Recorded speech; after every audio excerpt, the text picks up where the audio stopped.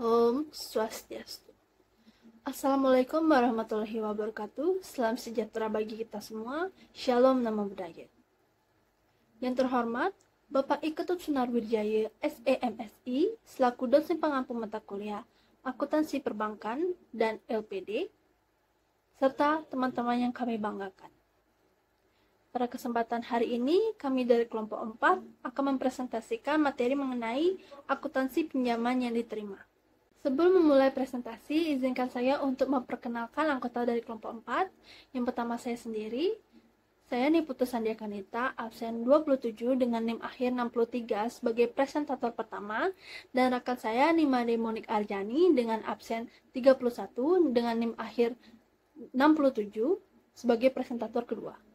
Adapun submateri yang akan kami paparkan, yang pertama pengertian akuntansi pinjaman yang diterima, yang kedua pinjaman dari bank lain, yang ketiga pinjaman two-step loan, yang keempat pinjaman obligasi, yang kelima bantuan likuiditas Bank Indonesia atau BLBI, dan yang keenam pinjaman yang diterima dalam rangka pembiayaan bersama.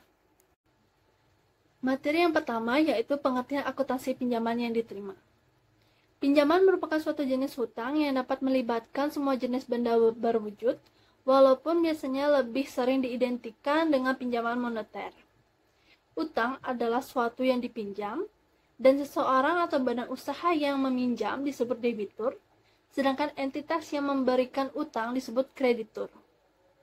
Menurut Taswan, pinjaman yang diterima adalah pinjaman yang diterima dari bank atau pihak lain termasuk dari Bank Indonesia, lembaga keuangan bukan bank, lembaga keuangan luar negeri, dan masyarakat umum baik dalam waktu valuta rupiah ataupun valuta asing, dan harus dilunasi bila jatuh tempo. Adapun jenis-jenis dari pinjaman yang diterima pada umumnya, yaitu yang pertama, pinjaman dari bank lain, yang kedua, pinjaman dari luar negeri atau two-step loan, yang ketiga, pinjaman obligasi, yang keempat, pinjaman likuiditas Bank Indonesia atau BLBI, dan yang kelima, pinjaman yang diterima dalam rangka pembiayaan bersama atau sindikasi satu atau beberapa proyek. Selanjutnya yaitu pinjaman dari bank lain. Berikut contoh kasus pinjaman dari bank lain. Pada tanggal 15 Juni 2018, Bank Permata Jakarta telah menandatangani perjanjian kredit dengan Bank Mitra Niaga Jakarta. Bank Permata bertindak sebagai penerima kredit dan Bank Mitra Niaga bertindak sebagai pemberi kredit. Nilai kredit yang disepakati yaitu 1 miliar dengan suku bunga 12% dan jangka waktu 3 tahun. Selanjutnya, tanggal 1 Juli 2018, Bank Permata menarik kreditnya melalui Bank Indonesia senilai 600 juta dan langsung didebitkan ke rekening milik Bank Permata di Bank Indonesia Jakarta. Kemudian pada tanggal 5, Bank Permata menarik kreditnya lagi di Bank Mitra Niaga Jakarta sebesar 400 juta, langsung didebitkan ke rekening giro Bank Permata di Bank Mitra Niaga. Untuk contoh pencatatan transaksinya bisa teman-teman lihat pada slide. Selanjutnya yaitu pinjaman two-step loan. Pinjaman two-step loan diberikan oleh lender sendiri atau dalam bentuk konsorsium kepada pemerintah RI. Pinjaman ditunjukkan kepada proyek-proyek yang bertujuan mengembangkan industri kecil dan menengah yang menunjang perekonomian. Pinjaman dapat berupa devisa, barang modal, atau jasa atau tenaga ahli. Pemerintah meneruskan pinjaman kepada Participating Financial Institution atau PFI, yaitu bank-bank dan LKBB dalam bentuk rupiah sehingga selisih kurs yang terjadi menjadi tanggung jawab pemerintah. Suku bunga two-step loan ditentukan oleh pemerintah dan memiliki jangka waktu 15-20 tahun sehingga dapat diakui equity. Perbandingan pembiayaan proyek antara dana two-step loan dengan dana dari PFI berkisar 80% banding 20% dari jumlah kredit.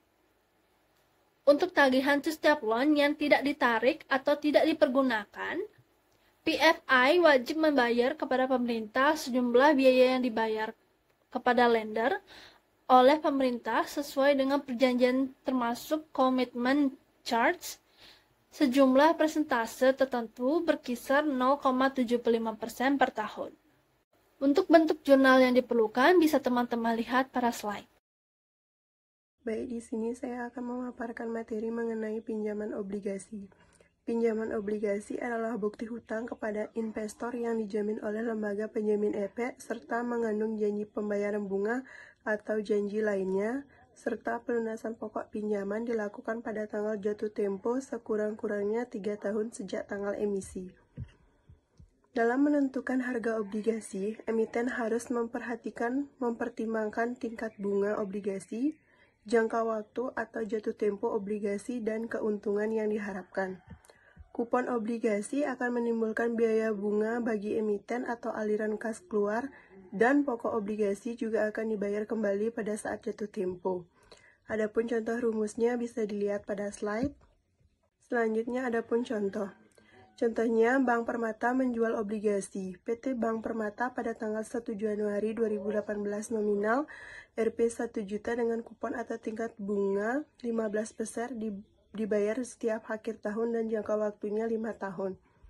Investor atau pembeli obligasi mensyaratkan yield 14%. Harga obligasi dapat dilihat pada slide. Selanjutnya ada bantuan likuiditas Bank Indonesia atau BLBI. BLBI merupakan fasilitas dari Bank Indonesia untuk menjaga kestabilan sistem pembayaran dan sektor perbankan agar jangan terganggu karena ketidakseimbangan antara penerimaan dan penarikan dana pada bank-bank, baik jangka pendek maupun jangka panjang. Bank Indonesia menyalurkan BLBI kepada bank-bank dalam berbagai bentuk atau skema. Yang pertama ada saldo debit. Saldo debit terjadi dalam hal rekening giro bank pada Bank Indonesia bersaldo negatif karena membayar lebih banyak daripada jumlah dana yang tersedia pada rekening giro bank tersebut.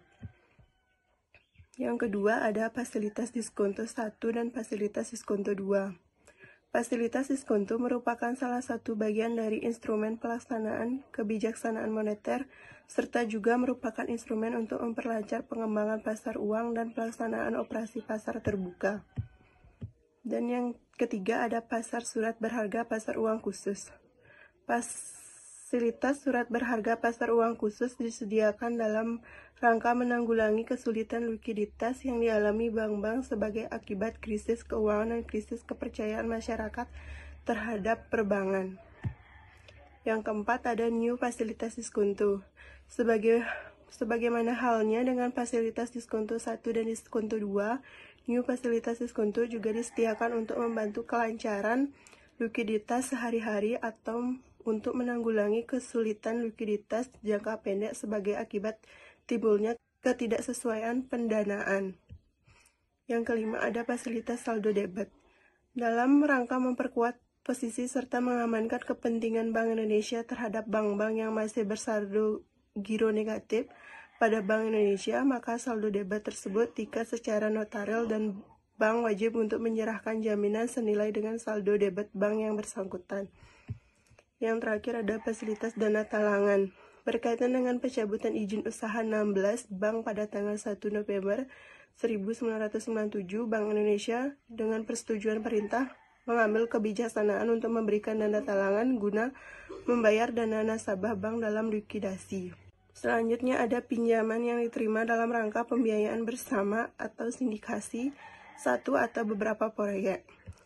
Pinjaman yang diterima dalam rangka pembiayaan bersama atau sindikasi satu atau beberapa proyek, pinjaman untuk pembiayaan bersama dilakukan langsung dari bank pemberi dana kepada penerima kredit. Tanggung jawab atas kredit yang diberikan tersebut dibagi atas dasar banyaknya kredit yang telah diserahkan oleh masing-masing bank. Contohnya, Bank Omega hendak membiayai sebuah proyek sebesar senilai 300 miliar. Untuk memenuhi kebutuhan dana ini telah tersedia dua bank lain, yaitu Bank ABC dan Bank IKZ, dengan masing-masing sumbangan modal sebesar 100 miliar. Jadi besarnya dana pinjaman yang diterima untuk tujuan pembiayaan bersama ini sebesar 200 miliar yang disediakan langsung dalam rekening giro di masing-masing bank, sedangkan sisanya menjadi beban Bank Omega. Dari semua materi yang telah kami jelaskan tadi, dapat diambil kesimpulan bahwa pinjaman yang diterima adalah pinjaman yang diterima dari bank atau pihak lain, baik dalam waktu valuta rupiah ataupun valuta asing, dan harus dilunasi bila jatuh tempo.